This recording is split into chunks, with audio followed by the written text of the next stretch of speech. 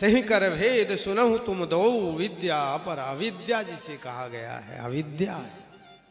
धुंधली अर्थात अविद्या, अविद्या। ब्राह्मण देवता को कहते हैं, सूत जी महाराज की इतने विद्वान थे ब्राह्मण की, द्वितीय इव भास्कर, जैसे सूर्य भगवान विद्वान वैसे वो ब्राह्मण विद्वान। श्रौत स्मार्त अनुस्नार्था, वेदों को भी जानते हैं पुराणों को भी जानते हैं, बहुत विद्वान। लेकिन ब्याह कैसे हो गया? बिना पढ़ी लिखी निरक्षर भट्टाचार्य हैं। लेकिन ब्राह्मण देवता ने पूरा जीवन निभाया। और ब्राह्मणी कभी सीधे बात न करे। बच्चे न हो तो बड़ी खुश, ब्राह्मण परेशान की वंश चले और देवी जो है तो मस्त, कोई मतलब नहीं। अब ब्राह्मण देवता माला जपें, पूजा पाठ करें, यज्ञ होम करें कि एक संतान तो हो जाए।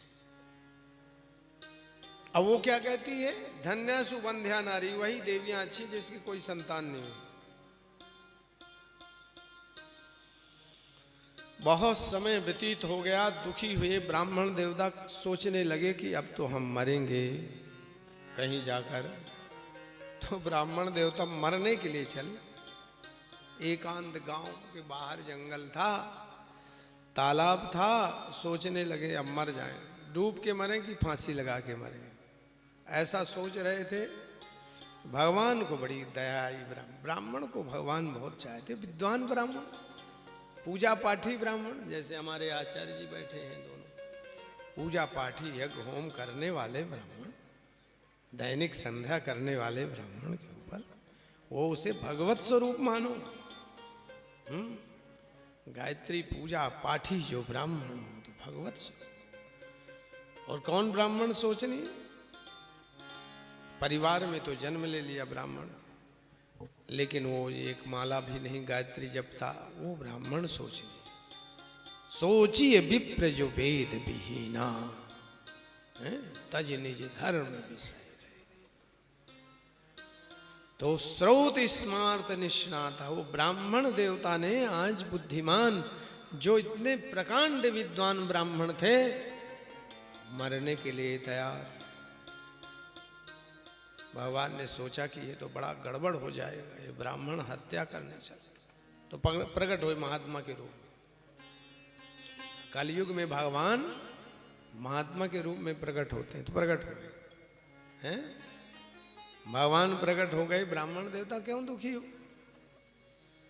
अब मेरे बेटा नहीं, अब बेटा नहीं है तो मरने के लिए तैयार है। जिसके बेटा ना हो भगवान को बेटा बना ले, ये विधि है। गोद ले, खरीद ले, ये सब बेटा बनाने की विधि।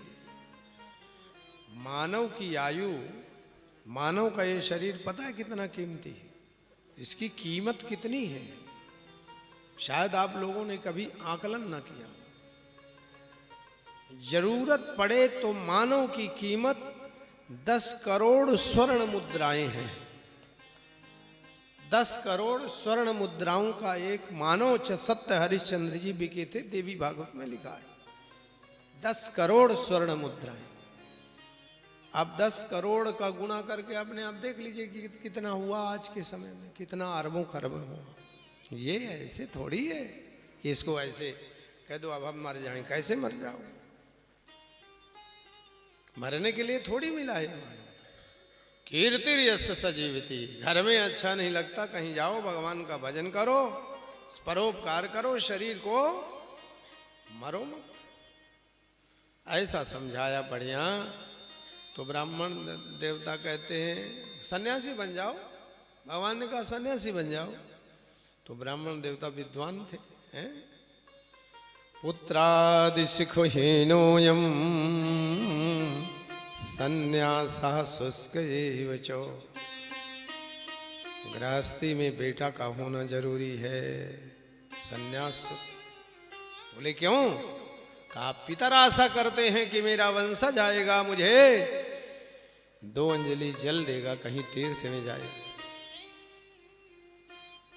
2 अंजलि जल कहीं भी तीर्थों में जाओ तो अपने पितरों के लिए नहाने के बाद में देना चाहिए। पावन पवित्र स्थान में जाओ तो 2 अंजलि जल अपने आराध्य देव के साथ अपने पितरों को भी 2 अंजलि जल देना चाहिए। नाम लेकर दे दो।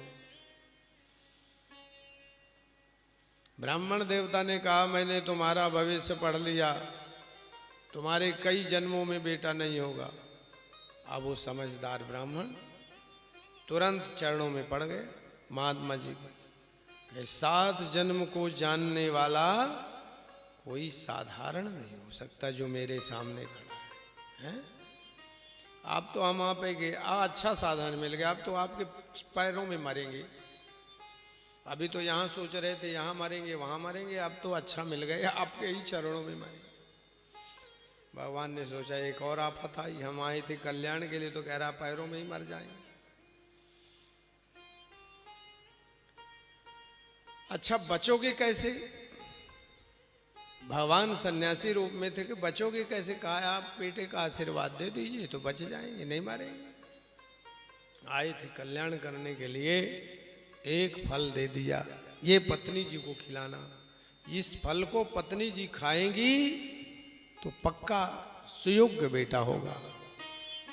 आए थे भगवान कल्याण के लिए, ऐसे आते हैं भगवान कल्याण करने। अपने कर्म धर्म में व्यक्ति रहा है तो ऐसे कृपा करते। भगवान तो अंतर ध्यान हो गए, ब्राह्मण देवता पहुंच गए अपने धर्म पत्नी जी के पास में। ये फल दिया है, संत का फल है, इसे खा लो। तो पत्नी जी क्या कहती हैं? ये रख दो, नहाऊं धोऊंगी तब खाऊंगी, ऐसे थोड़ी पूजा पाठ करूंगी। ना कभी नहाती धोती थी, ऐसे खा लेती बिना नहाए धोए, न कभी पूजा पाठ। आज नाटक करने लगे, ऐसे थोड़ी खाऊंगी, संत का फल है, रखवा दे। संयोग से पड़ोसी ना गई। पड़ोसी ने कहा से बताया आज मेरे पंडित जी फल है, ये बेटा देने वाला फल। तो पड़ोसिन तो कथा में जाती थी तो उसका भाव, अरे संत का फल कभी निरर्थक नहीं होता, धुंधली तुम्हारे तो भाग्य खुल गए, तुम जरूर खा लेना।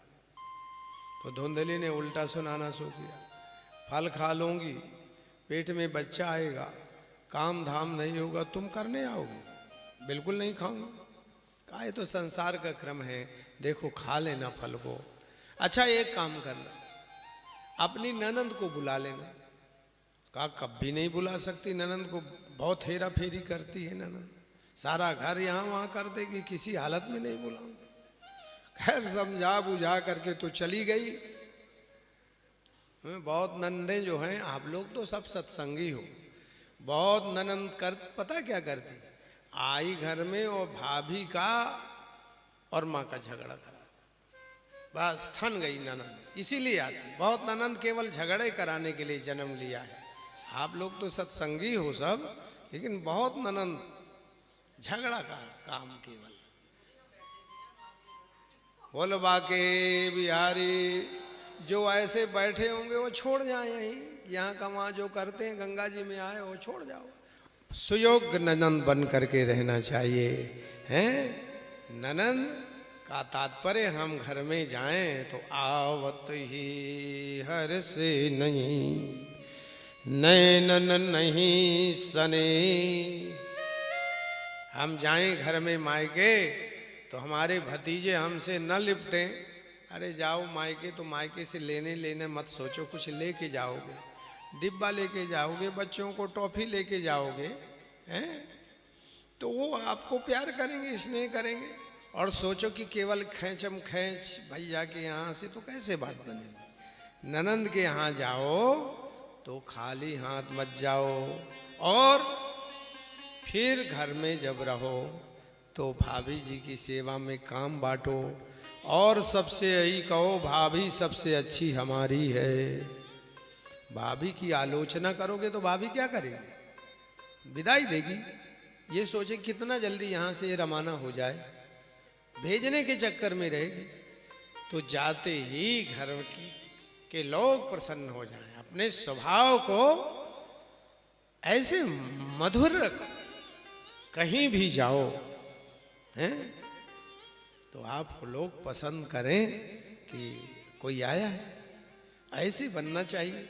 और कथा भागवत सुनकर तो मिठास होना ही चाहिए वाणी में, तब उसका जीवन का आनंद है।